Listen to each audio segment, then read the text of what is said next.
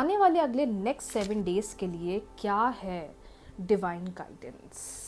Check करते हैं मेरे व्यूअर्स के लिए नेक्स्ट 7 डेज़ के लिए एंजल्स का क्या है मैसेज। 3 बार ले लीजिए अपना नाम, आप मेल है फीमेल है डजंट मैटर। आने वाले अगले 7 दिन के लिए मेरे व्यूअर्स के लिए क्या है गाइडेंस, चेक करते हैं। चलिए, हिमा लवीज, हाउ आर यू ऑल?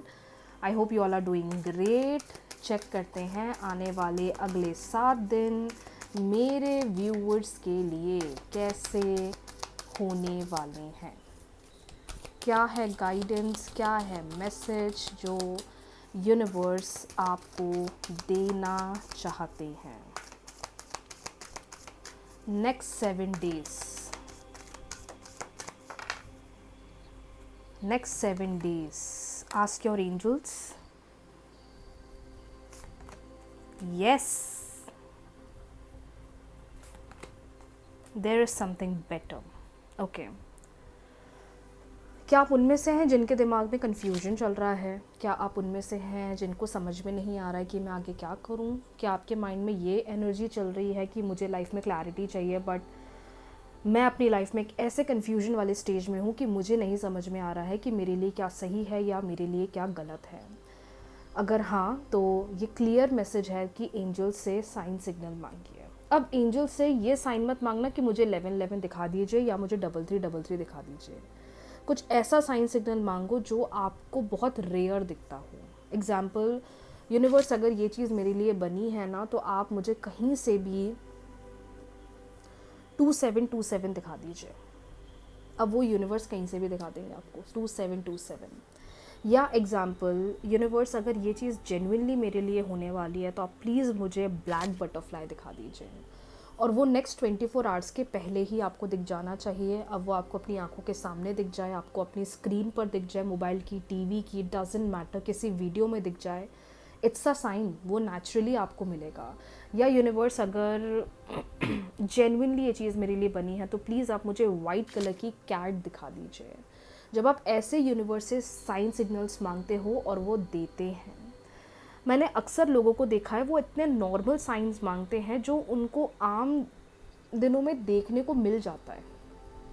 वो साइन सिग्नल्स मत मांगा करो जो आपके लिए बहुत कॉमन हो चुका है। आई रिमेंबर जब I started my consultations, one of my client जिनको साइन चाहिए था और मैंने उनको बोला था कॉल के थ्रू कि उनकी हैबिट है मंदिर जाना एंड ऑल सब करना, तो मैंने उनसे कहा था कि कुछ ऐसा साइन मांगना जो आपके लिए बहुत रेयर हो। तो वो जिस मंदिर में जाती थी हमेशा वहाँ उनके दर्शन होते थे दूर से, तो उन्होंने साइन मांगा कि भगवान जी अगर ये चीज़ होना है तो मुझे ना मेरे प्रसाद में कहीं से इस कलर का फ्लावर और थोड़ा सा सिंदूर मिल जाए। एंड यू वोंट बिलीव मेरी क्लाइंट के साथ वो हुआ।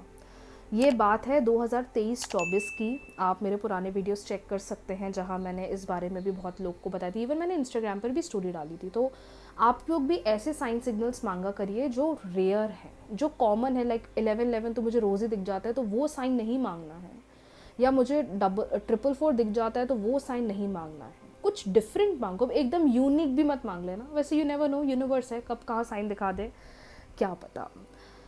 कहीं ना कहीं ऐसा लग रहा है आपकी ज़िंदगी में अब चीज़ें बेहतर बनती हुई दिखाई दे रही हैं। एंजल्स कह रहे हैं अब आने वाले 7 दिनों में कुछ बहुत अनएक्सपेक्टेड होगा, कुछ बहुत बेहतर आता हुआ दिखाई दे रहा है। Something very favourable, something very positive, something very positive for you, something better is coming. So just ready हो जाइए।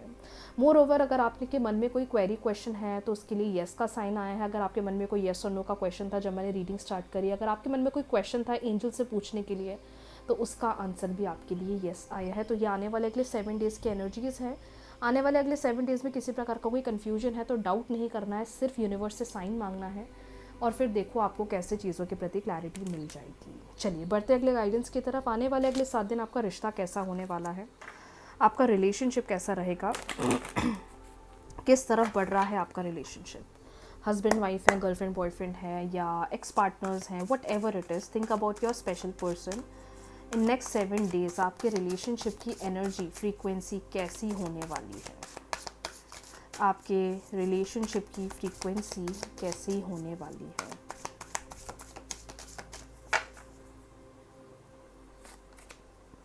क्वीन ऑफ सोर्ड्स,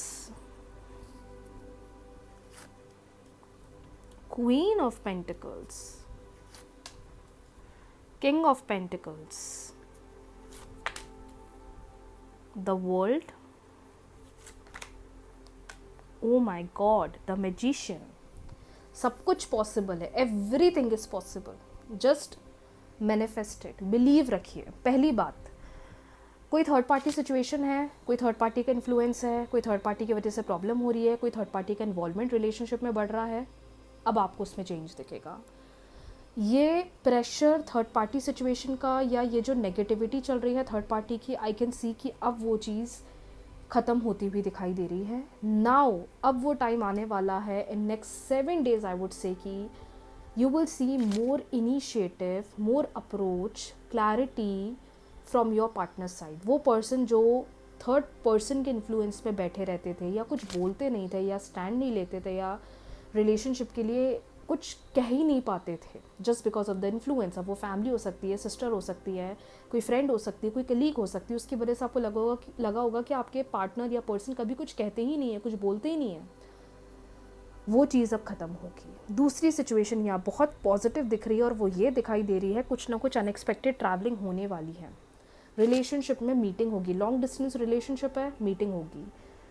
बस यूनिवर्स कह रहे हैं कि अपने एंड से जैसे मेहनत कर रहे हो करते चलो, क्योंकि द मैजिशियन का कार्ड कह रहा है आपने जो सोचा भी नहीं होगा ना वो हो जाएगा। बस आप अपने एंड से मैनिफेस्टेशन करो। जो आप सोचते हो उस कनेक्शन के प्रति आपके पार्टनर भी सोचते हैं इस कनेक्शन के प्रति, दोनों की एनर्जी एक दूसरे के प्रति बहुत स्ट्रांग दिखाई दे रही है।